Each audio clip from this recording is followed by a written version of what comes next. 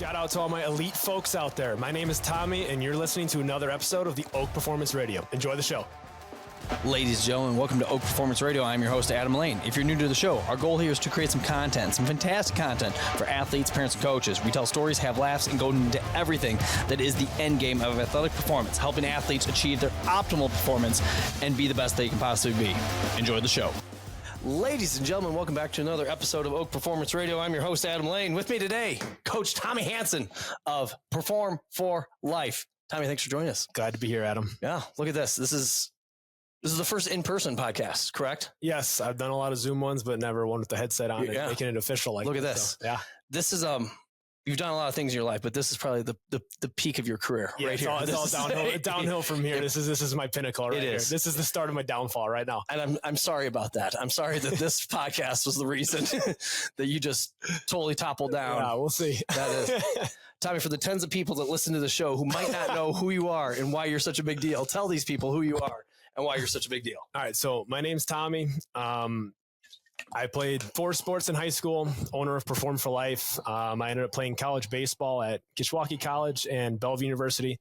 I've always kind of had a love for the training environment, and I've also really liked vertical jump.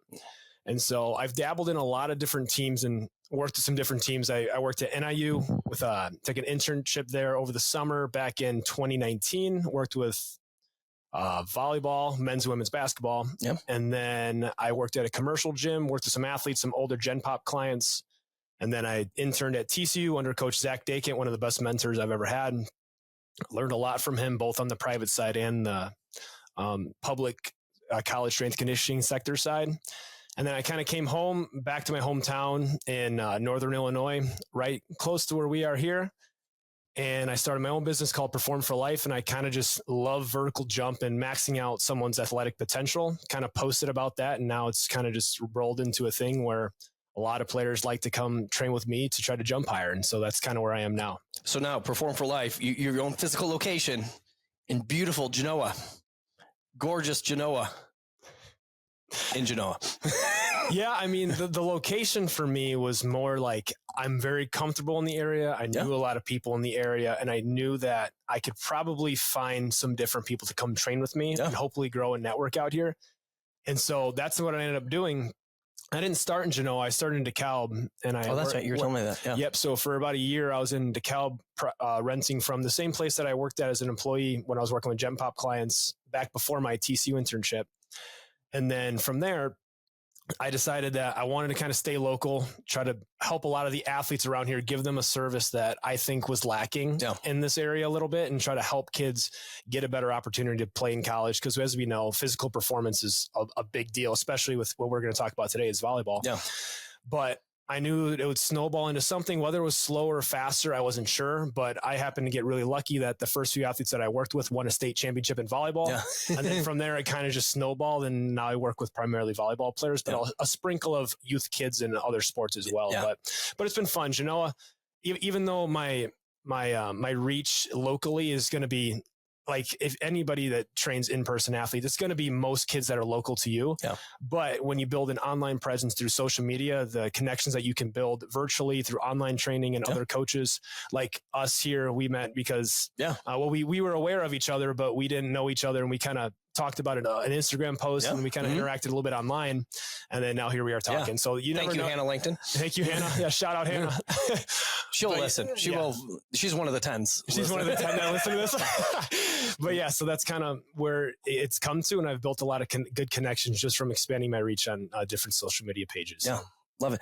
Tell me, if I'm a parent listening to this, or I'm an athlete listening to this right now. So you've been in the game for a while. Again, the in-person training and then coaching the large group thing over at Top Flight. Straight competitor of ours, but that's okay. That's okay. You know, just when we see you, we want to beat the pants off of you, but that's okay. As we do to you. As you do that, which is totally fair. What are you seeing? I mean, again, the internship down at TCU, you're working with some of the best athletes, high level baseball guys. difference between coaching guys like that and then coaching our, middle school, high school kids here. And I think a lot of parents don't understand that. They're like, oh, well, take this program. I want my kid on this college program. Is it what program did you use in college? The college program. What's your philosophy with developing young athletes in the way of bringing them from gangly middle school athlete to stud? Well, so the big thing is just be where your feet are at and don't put yourself way before anything you're prepared for.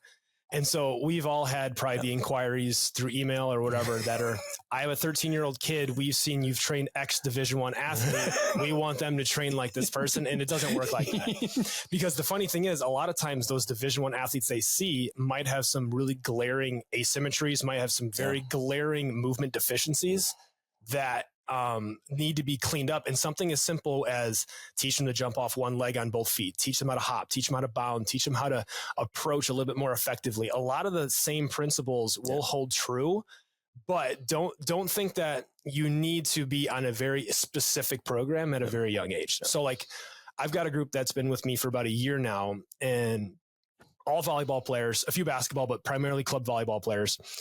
And I've taken a very general approach to their training, and it's been, I think, 10 months now. They've been with me since last June, so about 9-10 months. And all we've done, they've trained with me 2 days a week, and they've barely missed any session, super consistent. Every day, this is what we do.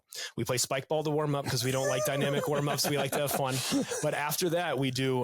which you get the blood flowing. Get the blood flowing. You're moving left, right, up, way better than doing some different walking Frankensteins that no one wants to do. So we do that. They get fired up.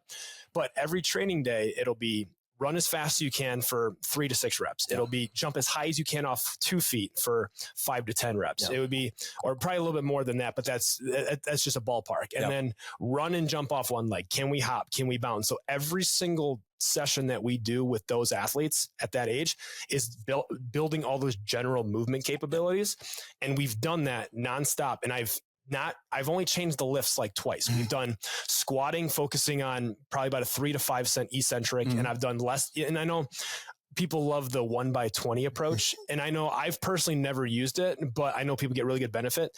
I do almost the same rep range with my younger kids. We'll do 3 to 5 sets of 3 to 5 reps of an eccentric squat one day, and that's the only lower body lift we might do. And then on Wednesday, it'll be a split squat doing the exact same thing. And then I switched to a single leg squat once I got a little bit stronger, but it was super consistent. We did chin-ups both days the entire year, and that entire group, one of them is now jumping 5 inches higher on her approach. Another one is jumping 4. One of them has only been with me for 3 months and is now about 2.5 inches higher. Another one's dropped the fly 10 time by over 0.2 seconds. Just consistently giving them outputs and making them good movers is what they need. And honestly, I've seen that with some of the athletes that I have that go play Division I. I've taken a very, very similar approach with what they're doing. There are some different discrepancies on I can get a little bit more variable and a little bit more complex with the plyometric variations that we do. But a lot of the training, all the principles are the exact same. So even though, yes, there is a little bit of difference in training youth athletes versus advanced elite athletes, especially if you get really, really elite, you got to get really specific and you want to have some data drive what you're doing. But for the most part, the core ground principles are the exact same. And I'm sure you've noticed the exact same thing.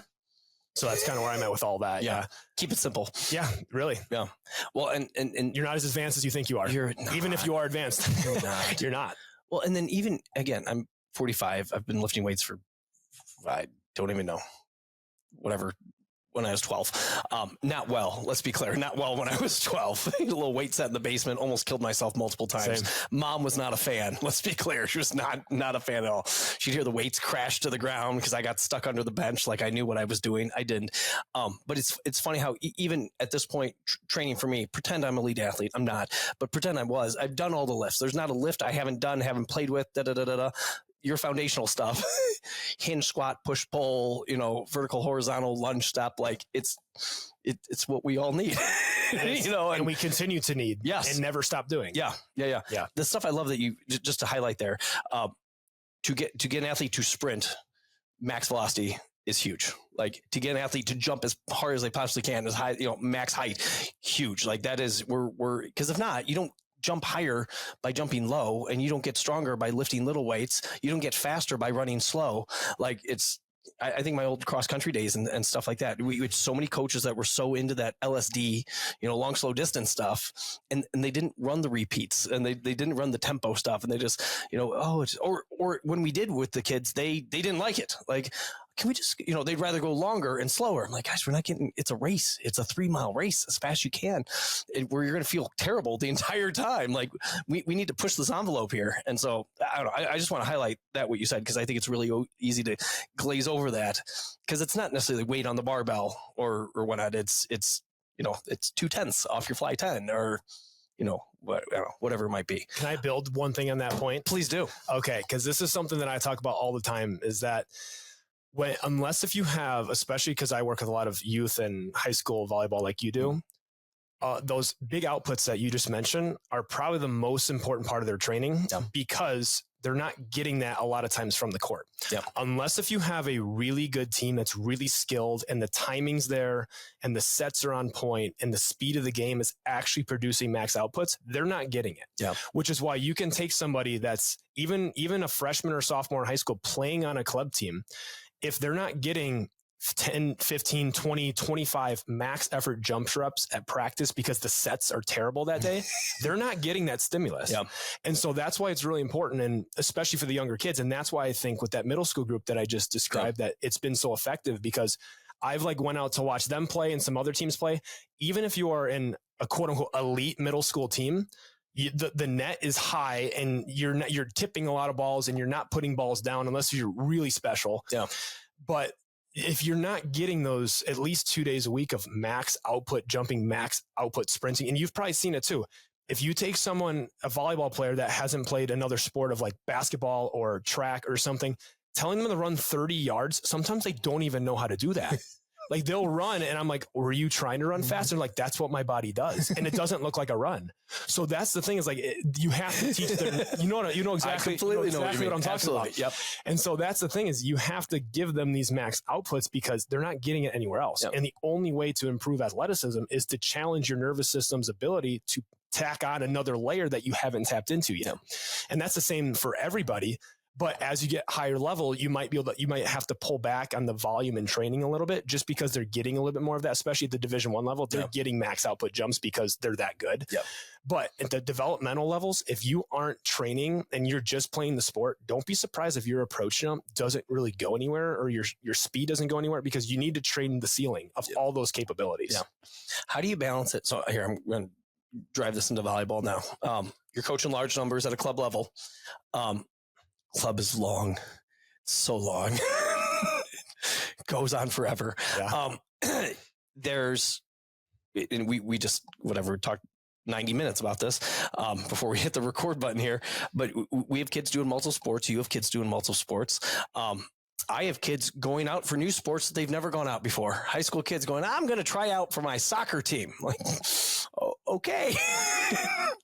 I don't want to, that's what you really want to do. I don't want to take that away. Good for you. However, that's a big curveball into what we're trying to, accomplish here. And now just the workload is a lot. I had a kid last week. It was the first week of soccer. They were doing doubles for soccer. They were practicing at 6 a.m. They practiced at 3 p.m. She came and worked out with me at 6 and then had volleyball practice at 7. Like, how are you standing right now?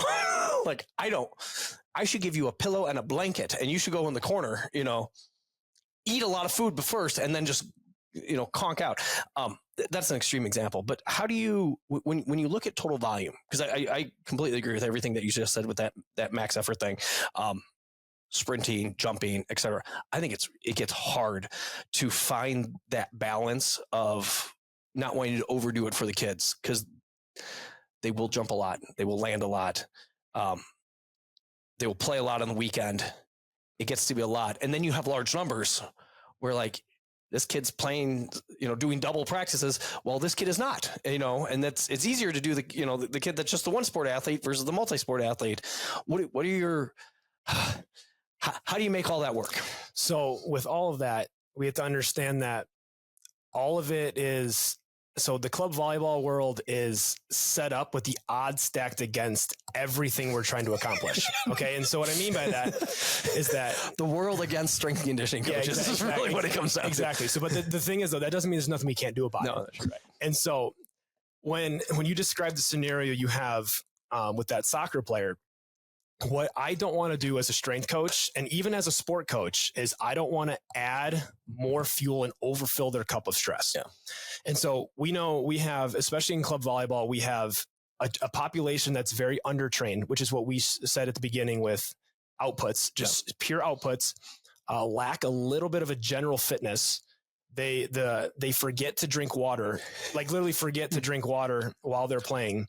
Nutrition, especially on the road with travel, concession stand pizza, stacking huge workloads on top of them, whether it's in practice workloads, out of practice workloads, a lot of fatigue through a lot of playing. They might have 3 practices and then 3 games or 3 days of games, 9 games over a weekend. And so when it comes to training all that, the last thing we want to do is pour any volume on them whatsoever, because fatigue is going to be the thing that pulls away from everything. Because whether it's motor learning and they're trying to develop skills on the court, fatigue is going to dampen that effect to their nervous system. So if they're trying to get really, really good at a jump set, they're trying to get really, really good at a back set. If you do that under a ton of fatigue, you will not pick up that skill as effectively and you will not pick it up as quickly. And that's one reason I also have an issue with really fast paced, long hitting lines, because one, you want them to be training at their peak is what we said. We want the jumps to be max output. And the more fatigue you add onto that, the less high they're going to jump. And then once you pour more fatigue on top of that, as we know in the fourth quarter, decision-making, like in basketball or the last set of volleyball, decision-making is going to go down a little bit because they're under fatigue. And so if you're trying to work on your timing with your setter, you're trying to work on all these things, fatigue is going to be the enemy of all these things. And fatigue's also going to be the enemy of the thing that we're trying to build, which is their overall athletic profile. If they want to run fast, they have to have the capability of running fast and running fast often. If they're not recovered, they're not sleeping well, they have too much volume on the court, they're not going to get a powerful enough stimulus to push that envelope to get better.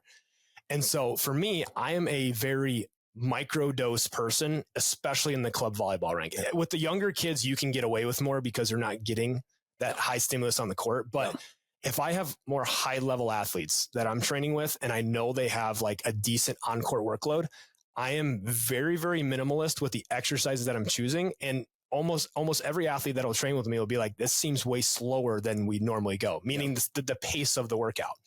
We'll do a 10-yard pogo and I'll have them rest for 30 seconds before they jump 10 yards back. Like it's that rested, because I want the potency of that stimulus to be so powerful and so quick and so small that we can do it 3 times a week.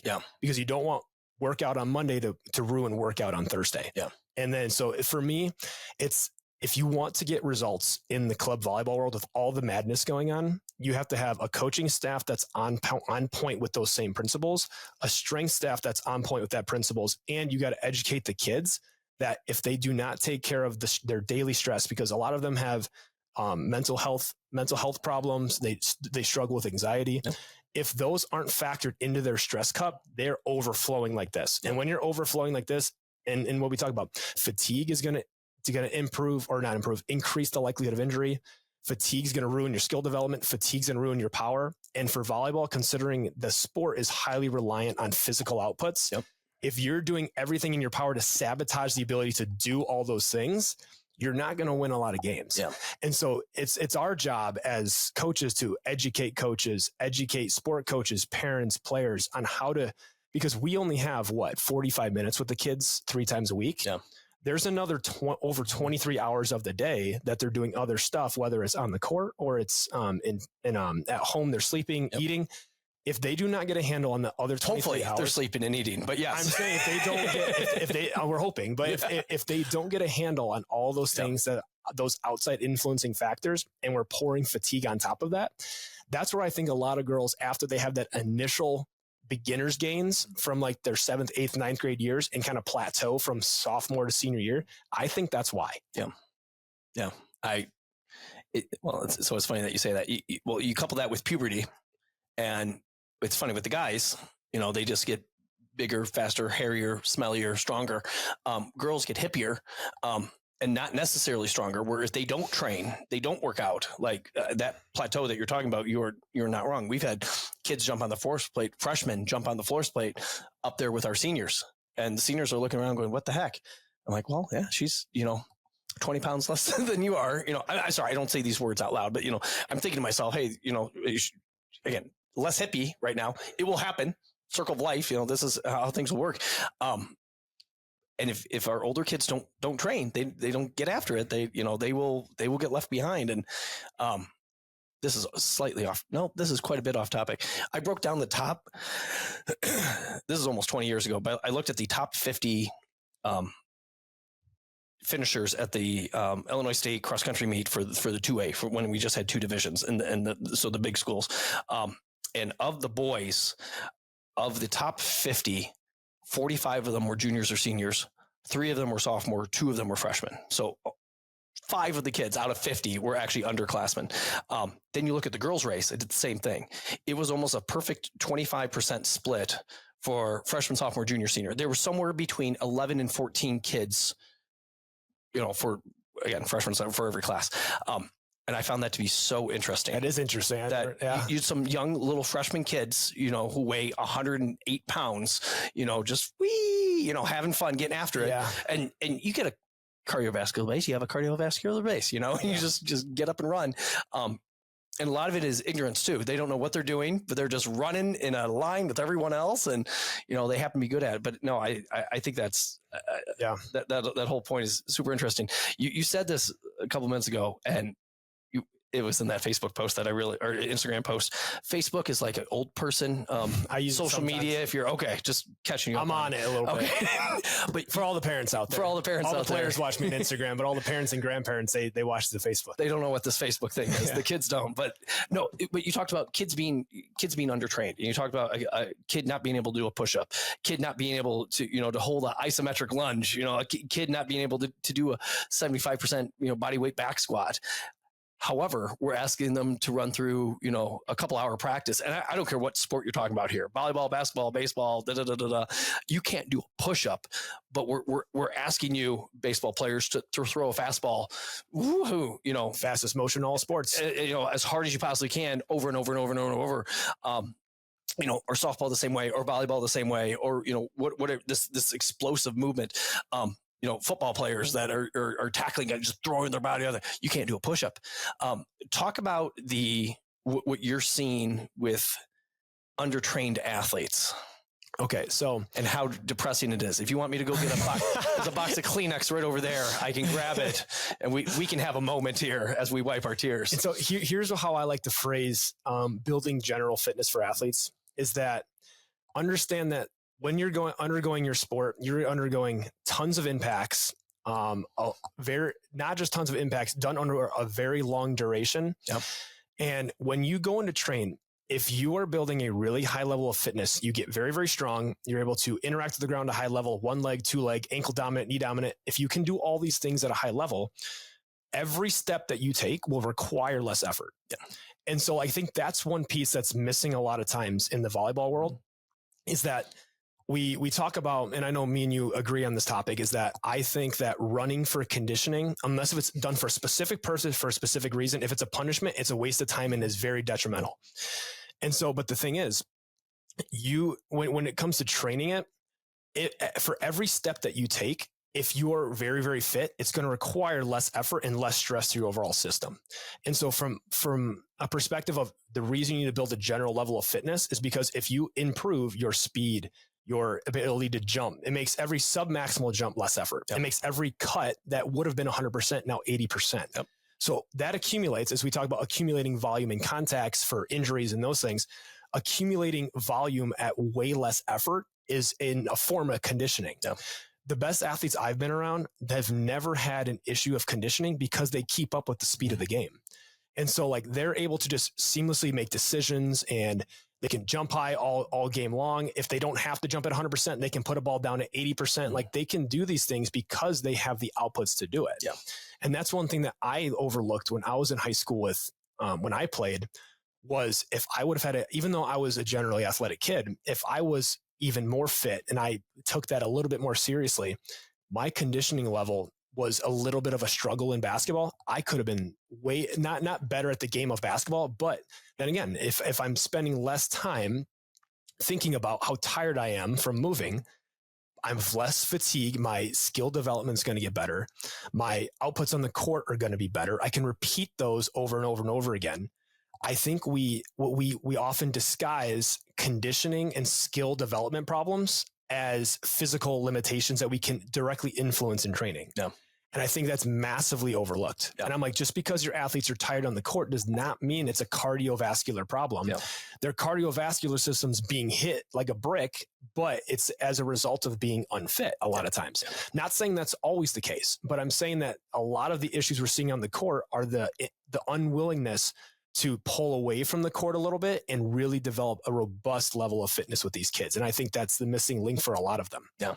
And I think I love your metaphor there. Cause like if we do adult training here, and if we have a new client here who might be 60 pounds overweight and, for some reason they lost a bet and all of a sudden have to run a 5K, or, somebody who has been training for us for a while and can do some pull-ups and can do some push-ups and can squat a decent weight and and they also lost a bet and had to do a 5K, and these guys were running like that overweight person is going to have so much more issue with trying to run that 5K because their level of fitness is so much lower than where, whatever person B in this bad metaphor happens to be. Like, the better athlete, if you can jump, if you can cut, if you could, there's some strength to you, everything that goes under the category of athleticism. The more athletic you are, the easier everything gets for you. Make everything as easy and require as least amount of effort as possible, yes. Both cognitively and physically. Yeah. And just everything slows down. No, I think that's fantastic. I think that's a hard thing for people to wrap their head around. And so can I add one more thing with the conditioning piece? So I don't think, with conditioning, it's not that I'm anti-conditioning for volleyball. It just means that I think there's way more productive ways to do it. Yeah.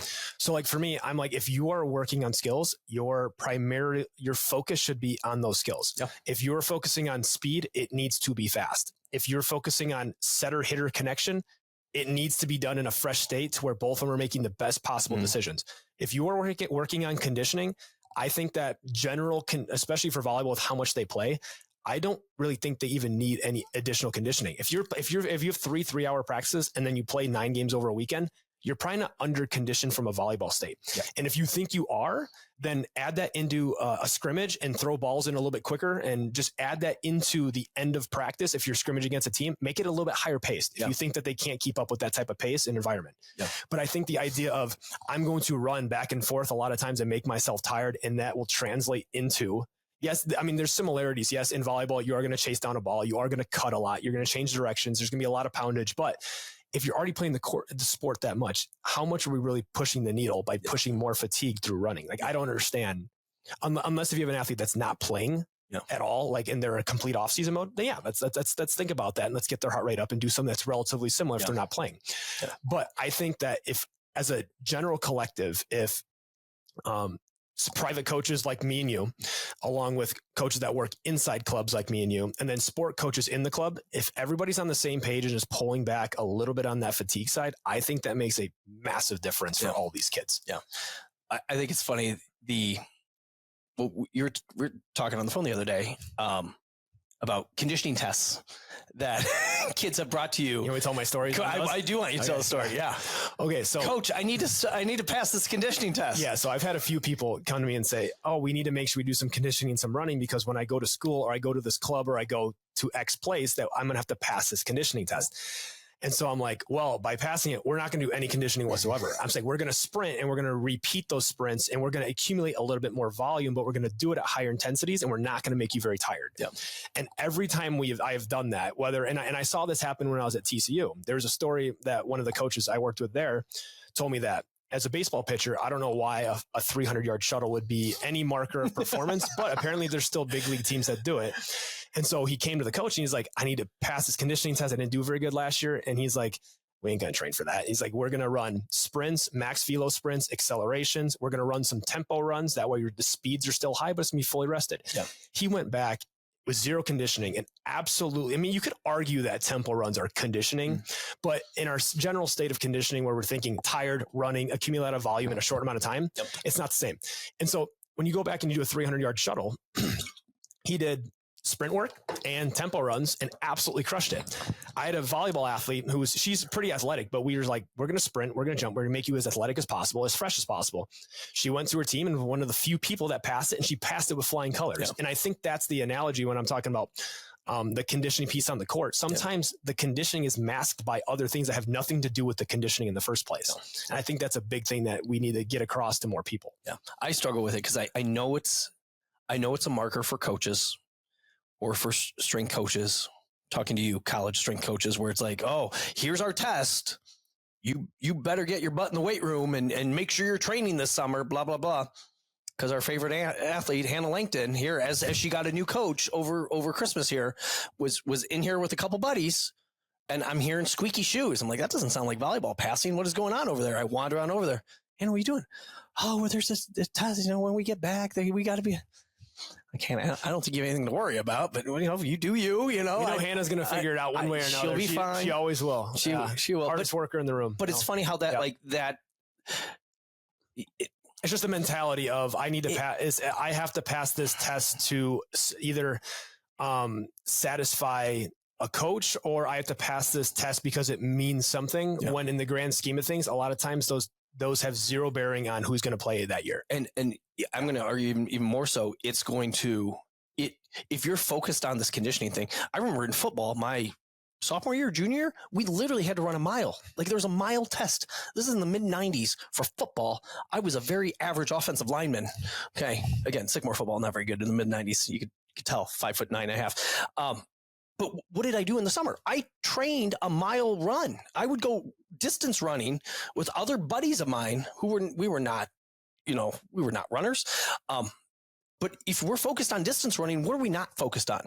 We're not focused on being, overly explosive, being insanely quick, being insanely strong. We were lifting and stuff like that too. But now all of a sudden we have to put more of our effort, added effort into, nobody needs to run a mile on the football field. It's 7 seconds, 6 seconds, and it's dead, and then you wait for a minute and then you do it again.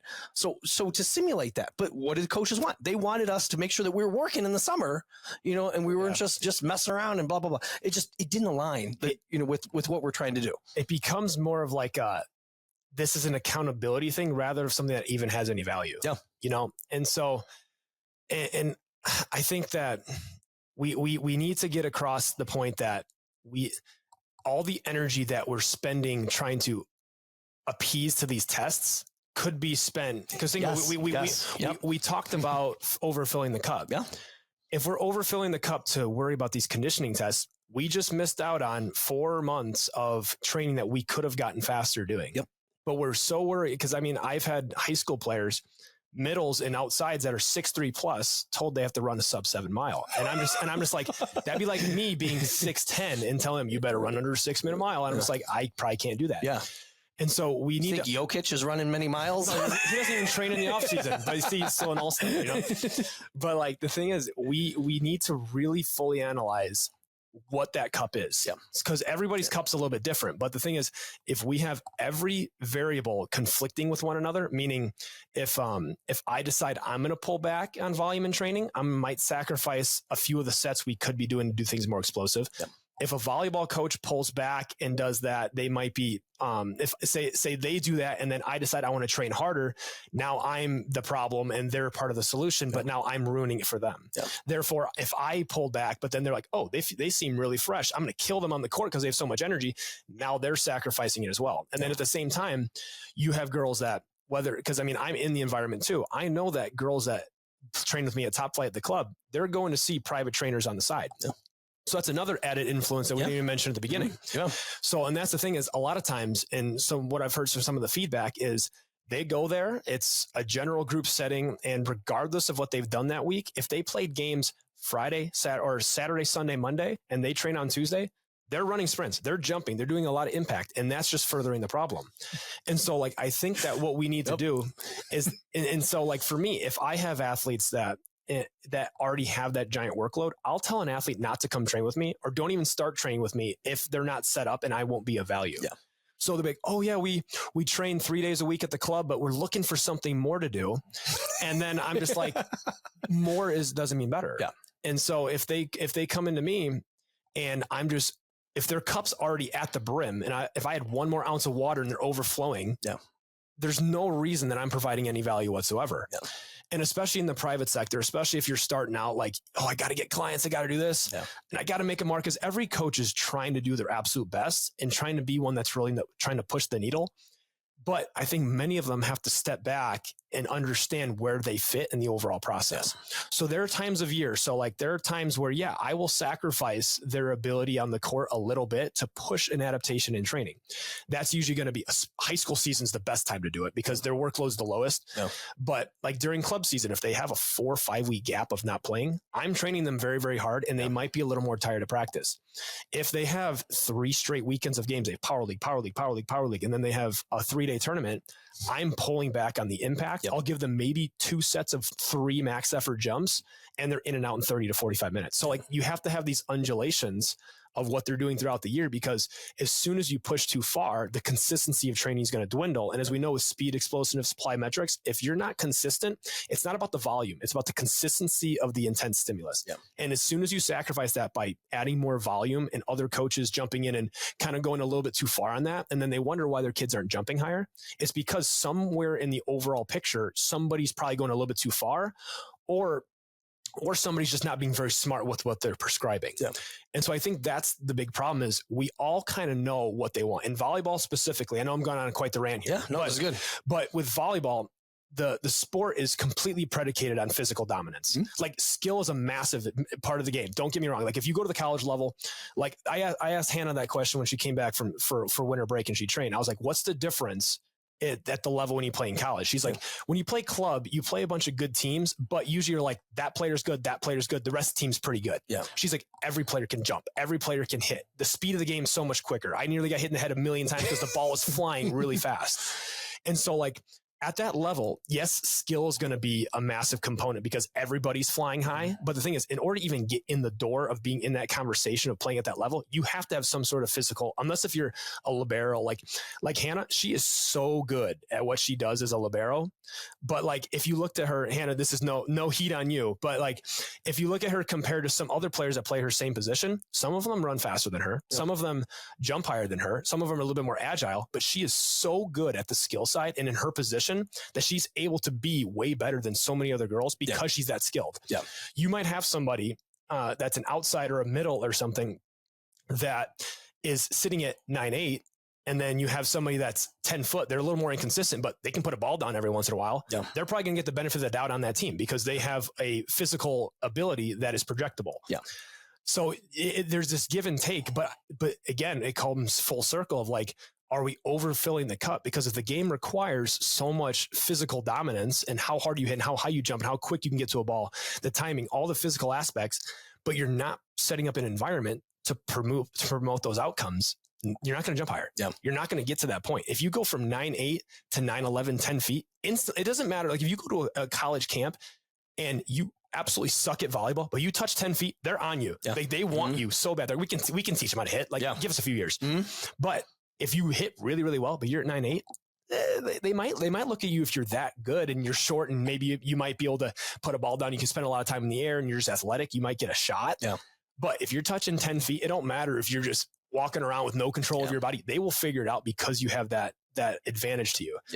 But unfortunately in club volleyball and a lot of times the way coaching is set up and playing multiple sports and overfilling that cup, we are working completely against what you need to move the lever in the game for yourself. So, gosh, okay, so much there. Sorry. No, you're good. You're good. Because you say something, and then my mind goes like to the next sequence of questions, and then you keep going. Say something else, and then you say something else, and then my mind goes somewhere else. No, you're good. So because I do think it's interesting, like basketball being if LeBron James had his amount of basketball ability in my body, he would not be the athlete that he is. Now, if you take also my level of basketball and put me in LeBron's body, you're also not getting that same level. So to have the combination, and that's where Hannah, I will agree with you, Hannah, love you. Not the most amazing athlete in the world, but not a bad athlete and a good enough, Division I athlete. Plenty good enough to play your position. Yeah. Absolutely. And then obviously having the ball sense and the reps on reps to be able to do what she does. But you could not be more right in the way of like, what separates somebody on a ones team to a fours team? Like probably how high they jump and how quick they are, how powerful they are, et cetera. What's the separation between somebody getting Division I looks and somebody getting Division III looks? Well, probably how high they're jumping. Could be 2 to 3 inches. Yeah, exactly, exactly. And so that's where I think just the answer of play more volleyball is not necessarily the answer. And it's tough because you can get roped into these and you just keep going and keep going and keep going. I want to come back to the cup part because I think it's a fantastic metaphor.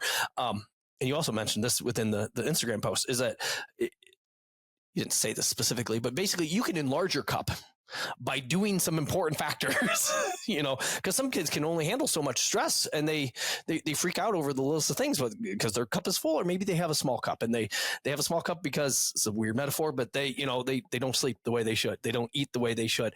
What are you seeing in the way of like that piece of if I'm a high school athlete listening to this right now, if I'm a parent of a kid, I'm trying to make my cup a tumbler of Stanley in this metaphor. So with that metaphor, it's important to understand that everybody's cups are different sizes and everyone's cups are full of different things. Yeah. So it's not necessarily like the size of the cup, it's what you're filling it with. Yeah. Because like because your body, whether it's injury related, whether it's I have this much energy to designate toward training, mental stress, your body at some point, there's a level of stress that's going to tip you over the threshold. Now that's nearly impossible to measure. And I can't be like, if we did one more set of squats, you will break. I have no idea. Yeah. Like I have zero clue, but you have telltale signs when kids come in and they're constantly drained. If they're drained for 2 weeks straight and their jumps are constantly lower and they're not undulating and they're not going up with little peaks and valleys, but they're trending up, then we know there's something that's overfilling that cup. Yeah. And so I think it's not necessarily like enlarging that cup. It's just how are we designating resources within it to fill it the way we want to fill it. And so whether that means at certain times of year, it's 20% volleyball, 60% training. And then the rest of that's like, yeah, I have to study for some tests and I'm really stressed out and this and that. Mental stress, as we all know, stress does not differentiate in the body. No. If we get really stressed out, our heart rate's going up, our breathing rate's going up. We're going to feel anxious. Our cortisol is going to be through the roof. Like depending on our stress levels, that's the same exact thing that happens when we exercise. When we're running fast, heart rate's up, blood pressure's pumping. When we're lifting, your blood pressure, if you do a heavy 1 rep deadlift, your blood pressure is through the roof on that. Andy Galpin's talked about it. It's like if a doctor saw your blood pressure during a max deadlift, he'd think you're dead. Like that's how high it can get.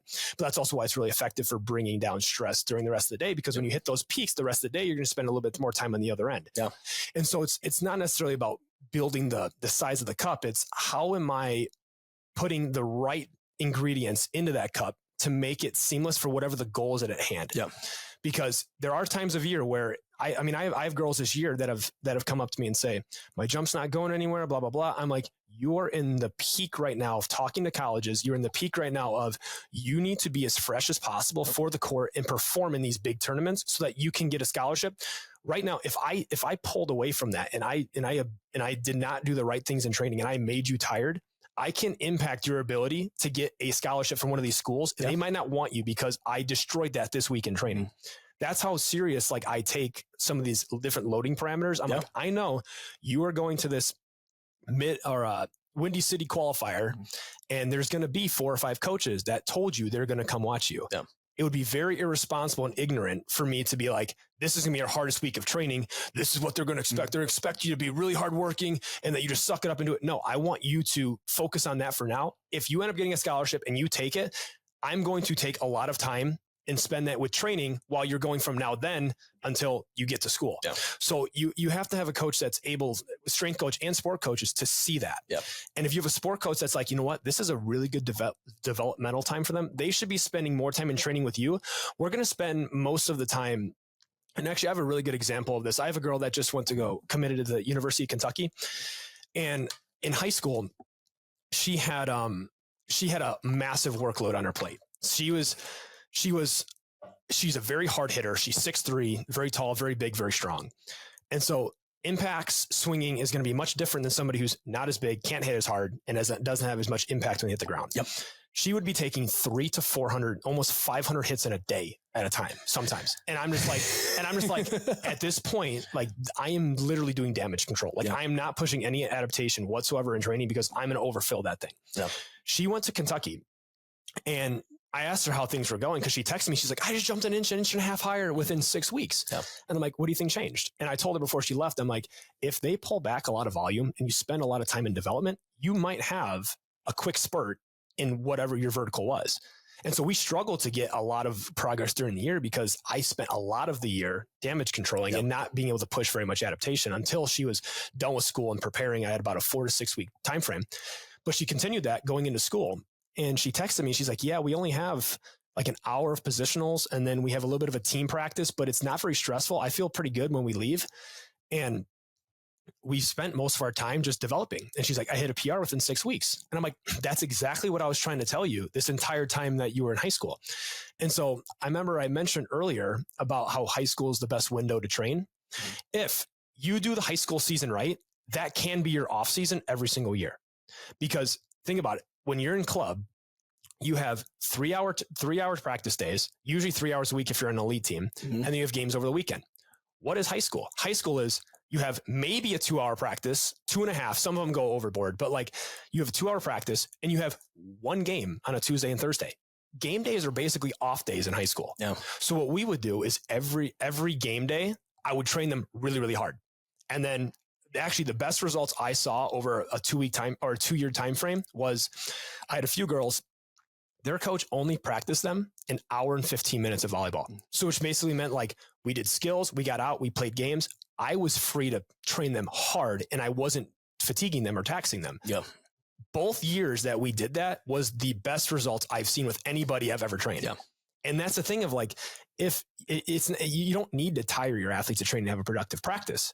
Right. So, and if I have all that energy in training, I'm doing enough to where I have the feedback for them to tell me, I feel good. I'm okay. Like we can still train this hard. I don't feel like this is impacting me at all. I don't want to go overboard, but like I can train you guys really, really hard during season. Yeah. And we would do that from mid-August all the way until club started in November. That training window is massive. Yeah. That is the off season. You're in season in school, but that is the off season. Once you get to club, those windows are very short to come by. You might get a spring break for a week. You might get a winter break for 4 weeks. You might get a 3 week window where they don't have tournaments, but you don't have that uninterrupted training block. Yeah. In high school season, if you're a volleyball player listening to this right now or a volleyball coach, your off season is high school season. Yeah. You should be training really, really hard during that time. And as a coach, you should be setting up that time period for development for anybody. It doesn't matter what age they are. That should be development. Yeah. If you do that over the course of 4 years, think about that. You have 4 weeks of freshman year, sophomore year, junior year, senior year. That's a year of uninterrupted off-season training that they're not going to get any other time during the year. You need to take advantage of that during that time. Yeah. Well, so sorry, I just had to check, make sure I had it straight. We just had Anna Stevenson, they call her Stevie, who went to Louisville. She's from South Carolina and now is playing with League One Madison. So she's professional volleyball, League One. She's a middle. She was talking about on the podcast how short they practice, and I forgot what it was. It was. I don't want to. And we might have said it before we hit record. I don't know if it was in the podcast, but it's like an hour and a half, a couple days a week type thing. Now, let's be clear. These are professional athletes. They are at the top of their game. She has done all the swings, all the blocking. They know how to do these things. Like this is, they're just doing things in which to sharpen the sword and whatnot. And the rest of it is taking care of the body, driving that athletic performance thing. Cause it is it's a long season. It's a 4-month season. They're trying to peak at the end, come tournament time, trying to win this inaugural, League One, tournament, love tournament, but they need to feel their best. They need to be jumping the highest. They at the end of the season, not limping into the end of the season, which I feel like a lot of our kids sadly do, because it is such a long season, and they have trained so hard. I just thought it was interesting that somebody at the top of her game, and talked to her on the podcast. She was fresh, feeling good, Yeah. I think when a lot of athletes get that glimpse of, wow, I can recover really fast and feel good majority of the time, I think their perspective about training and practice changes a lot. Yeah. Yeah. And I know I've been through that. I've been on teams where we run a lot. I've been on teams like that. I've also now realized that I don't have a competitive sport I'm playing. When all of my energy is designated toward training and I'm fresh, the results have been amazing. Yeah. For me, I've put on 9 inches on my vert in 4 years, but also I don't have I can't tell girls like, don't play volleyball for 4 years and I'll get you to 10-1. Like I can't tell them that, but I think that, and going back to the girl I was talking about from Kentucky, this window, the reason it's so important is because as soon as they get further along, volleyball is going to pick up. Yeah. So they're taking advantage of, which is what we were saying. There are times where court volume's pulled back, but if you don't meet that with quality training, you're wasting that time. So if you pull back on court volume and just tell them the rest, you're being very unproductive with your time. And so I'm assuming, and I think when she goes back, it increases from 8 hours to like 12. So it's like slowly ramping up. And so it's going to be, like we're talking about filling the cup, 75% training, 25% on the court, and it's going to slowly shift in the other direction. But the thing is, you got to realize is, all the listeners listening to this, is that in order to push the envelope on anything, whether it's skill development or strength or anything, you have to make that a priority and push it. Yeah. So what we are always taught, like as strength coaches, it's like, oh, you do your strength phase, you do hypertrophy phase, you do all these things.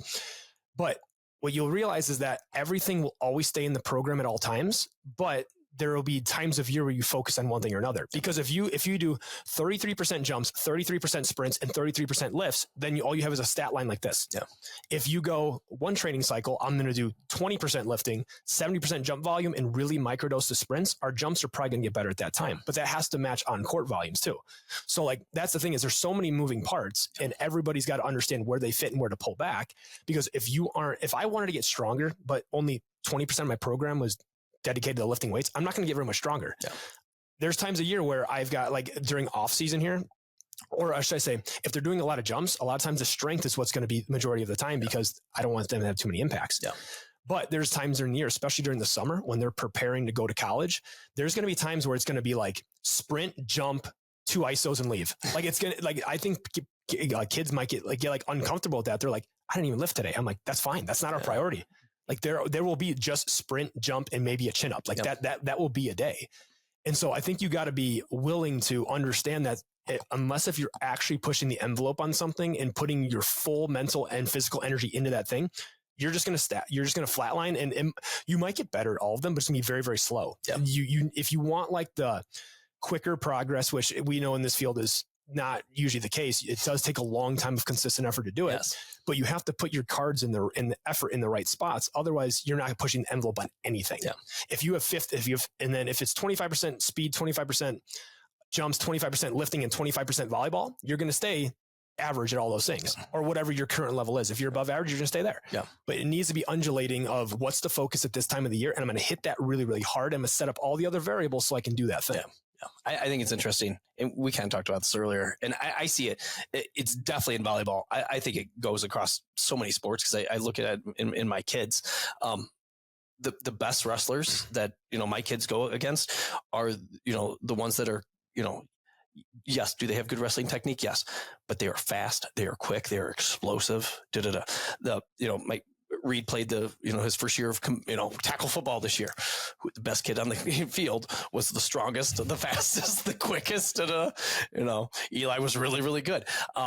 We see it in volleyball. The best. Yeah. You said this earlier. Put a ball down. Yes. Yes. You need to be able to contact the ball. Absolutely. There's definitely skill involved. There's form, rotate, But like, if you can touch 10 foot, like, yes, you're going to have an easier time than somebody touching 9'6". And so it's interesting, because I know the glasses that I see, especially volleyball through, are different than a lot of the coaches, because I'll see a kid, whatever, miss a block, and they'll be like, "Oh, your hands weren't in the right thing." And I'm thinking to myself, if you could jump 3 inches higher or get there a little quicker, you would have gotten that down. So it's like that that two-headed monster of, obviously they're a skill sport or sports skill, but that sports performance thing at times might be more important, and I think developing that is, like you said, there has to be a long-term process to it, and it has to match what you're doing within the sport. Yeah. And it's not easy, because now you need a lot of people communicating in what you're doing and how you're doing it. Anecdotally, what I've seen is athletes, even if they're generally athletic, when they improve the bandwidth of their athleticism, a lot of times they pick up skills even better. Yeah. Oh, completely agree. So it's not just that they have the opportunity to express that specific point of their athleticism, whether it's just jumping higher better, they can pick up other things very, very well. Yeah. Because think about it, like just volleyball. I haven't played volleyball, but just from conversations that I've had with some of the kids, I'm like, I had one girl that told me, there was like the first time I jumped and I could see the other side of the court. They're like, my head was over the net and I was looking down. I could make way better decisions because I was up there for longer and could see what was going on. I could see over the block. I could see these things. And I'm just like, that's an underrated component of how physical development directly impacts skill development. Yeah. And so like, if you're able to pick up physical skills really, really well, you're probably going to pick up the sports side of the skills even better when you can display a better level of athleticism. Once you build that overall foundation, I have a specific example of this. I've got a girl, 8th grade. She's now 6'1". She's tall. Oh, and so she came in at 7th grade and she was 5'11" and a half or something. She's grown an inch and a half in the last 9 months. She's one of the ones I was talking about earlier with the approach jump. She's put 5 inches on her approach jump. And the thing is that she does a lot of setting for her club too. At 8th grade, being that tall, and she sets too. Hey. And the thing was, she'd never even thought previously to like try to jump set. Like she's one of those real long athletes that like you see them do anything and it's clunky and she's like moving around and she has zero control over her limbs. Yeah. She has now, just through the eccentric strength training, through learning how to hop, learning how to bound, learning how to do pogos, learning just general body awareness. Her mom came up to me a few weeks ago and she's like, she finally, like, we didn't even want to try jump setting because it looks so bad. And she's like, now she's jump setting and she's learning it and she's actually picking it up way better than we ever thought. Yeah. And those are the things, like, we did nothing in training that even impacts setting whatsoever. Yeah. But just the general understanding of how your body moves and how fast you move and the capabilities of what you can do can translate over those specific skills. Not saying it's going to be an apples for apples comparison, but it's going to, you have this opportunity to express skills in a bunch of different ways by just exposing yourself to a wide bandwidth of things and getting and performing at a higher level within those things. Yep. And so I've seen countless examples of that. And that's just one that was just recent. So it's on the top of my mind, but I think that's something that's often overlooked. Yeah. Yeah. Well, and I go back to the multi-sport athlete thing, where if you have a kid that can, that has done many things, and I'm not against, kids getting more serious and starting to specialize, later in high school and stuff like that. I have no issue with that. However, if you've only done one sport since the age of 6, I think that is problematic. I think there are gaps in your athleticism, and you're doing the same old repetitive movement over and over and over. Don't care what sport you play. It ends up being something there. And no, that totally makes sense. Tommy, we could go forever here. We might have to do part 2. Might have to. Yeah. Otherwise we'd be going for a few hours. Yeah, we definitely could. I really hope parents get a lot out of this, because I do think the strength world is getting better. I was drawn to your stuff because I do think that you speak very intelligently with like what's going on. I think I hate when people get so much in like this one direction, like, oh, this is our method of training and we don't change for it. We do conjugate and that's all that we do. Conjugate training. And there's a rule in my mind that, everything works in strength and conditioning, but nothing works forever. And so, like, again, going back to how you talked about the undulate and different things, so much good stuff. We could go for hours. So I really respect you and what you're doing. People want to follow you and see what you're doing. Where do they go? Not Facebook. Don't go to Facebook. I have Facebook, but you can look up Perform for Life, or most of my stuff is on Instagram, Tommy Hansen. I'm known as Freestyle Jump Guy is kind of my tag name, but if you look up Tommy Hansen or Freestyle Jump Guy on Instagram. I post everything, a lot of plyometric stuff, vertical jumps, just volleyball training insights, because that's who I train. So if you're interested in any of those things or general athleticism, or following me along to get me to improve my vert 10 inches instead of 9 up to 12, we'll see how high we can get in the next few years before my peak's over. I'm only 27, but if you want to follow along, all things plyometrics, all things speed training, athleticism, trying to crack the code of elite athleticism, follow me at Freestyle Jump Guy, Tommy Hansen, whatever you want. Tommy, thank you so much, sir. No problem. Appreciate having me in, Adam. Appreciate it. Listeners, thanks for listening. We'll catch you on the next one. Ladies and gentlemen, thanks again for listening to another episode of Oak Performance Radio. Don't forget to check us out on the social at Oak Performance and online at www.oakstrength.com/Oak Performance. Thanks for listening, and we'll catch you next time.